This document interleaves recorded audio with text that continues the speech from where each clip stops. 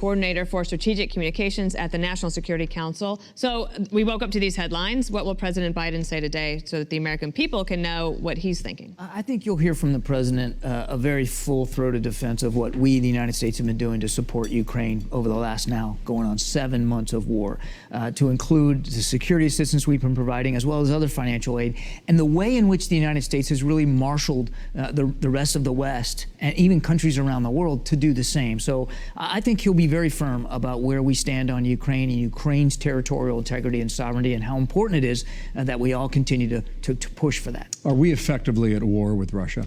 No, we are not. Not at all. Russia is at war inside Ukraine.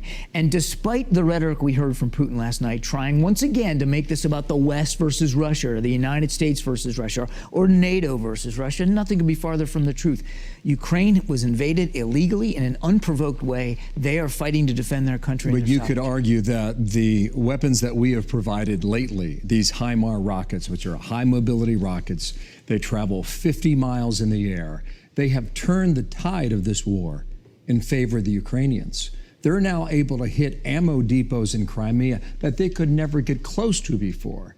And that has opened the door for Ukraine, turning the tide. The systems that we've provided, Bill, definitely have helped. And you mentioned the HIMARS, the high mobility artillery rocket systems, which have been very effective. The Ukrainians are using them to great success on the battlefield right now. They are particularly well suited to the fight in the Donbass in the south.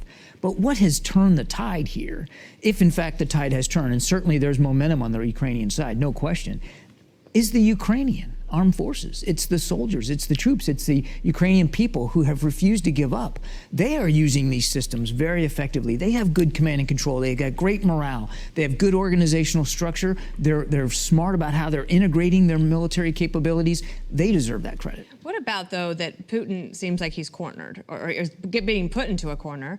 He does not have the support of President Xi of China any longer on this particular issue, nor the Prime Minister of India. They both told him last week, back off.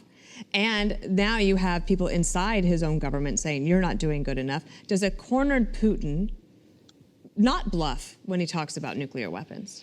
Well, you're right. He is definitely under more pressure now, internally and externally. And he doesn't have a whole lot of sympathetic ears in Russia or elsewhere around the world. That's clear. And I think it's also increasingly clear to Mr. Putin that he's not doing well in Ukraine. Why else would you call up a mobilization now of 300,000 some odd troops? Why else would you speedily rush these sham referenda in the Donbass and down in the south to try to politically gain legitimacy over territory which you have not been able to gain military control over?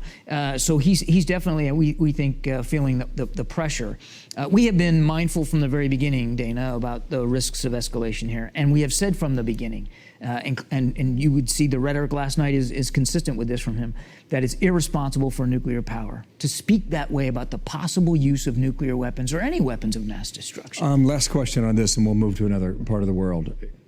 7 months into the war, as you just mentioned, what is the goal of the United States? Is it our goal to defeat Russia? Our goal has been clear and consistent from the beginning, Bill. We want to see Ukraine succeed on the battlefield so that they can succeed at the negotiating table. And as the president said, we're going to be at that for as long as it takes. We're going to continue to support them. They can't do this. They can't be where they are without us. They have gotten a lot of support, not just from the United States, but from 40 some odd other countries. They have gotten a lot of support. And those same countries, including President Biden and the United States, have committed to continue to help them for as long as it takes. They know that, and they're very appreciative for the support they're getting from outside Ukraine. They know how critical it has been, but honestly, I think we can't forget the skill, the bravery, the capability that they are bringing to their own defense right now. Let's talk about Taiwan. So on 60 Minutes, President Biden said we would defend. Then Jake Sullivan, your boss, National Security Advisor, he said this yesterday. Let's take a look. Someone said specifically to him, have you just announced a major policy change? And he said, no, I have not. I've answered a hypothetical question. When the President of the United States wants to announce a policy change, he will do so. He has not done so. My question is, shouldn't your policy be the same if it's a hypothetical question or not? I think that we've been nothing but consistent on this. The president was answering a hypothetical question about the defense of Taiwan, and he answered it in that context. But he's also been very clear in the past when he has answered similar questions similar ways. That nothing's changed about our one China policy, nothing's changed about our policy with respect to Taiwan. And look, broadly speaking and stepping back, we take very seriously. We just announced over $1 billion of arms sales to Taiwan just a couple of weeks ago. We take very seriously our commitment under the Taiwan Relations Act to make sure that Taiwan can defend itself. I went back and looked at the transcript of Scott Pelley's questions. It did not look like a hypothetical. He said, what should Chinese President Xi know about your commitment to Taiwan? That's how that conversation began.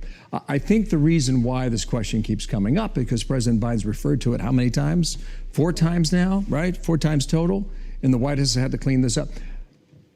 Could there be a strategic ambiguity to his answer to keep President Xi off balance when it comes I would to just Taiwan? tell you that. Would you accept that argument? I would just tell you that nothing's changed about our approach to Taiwan. Nothing has changed about our desire to make sure that Taiwan can defend itself.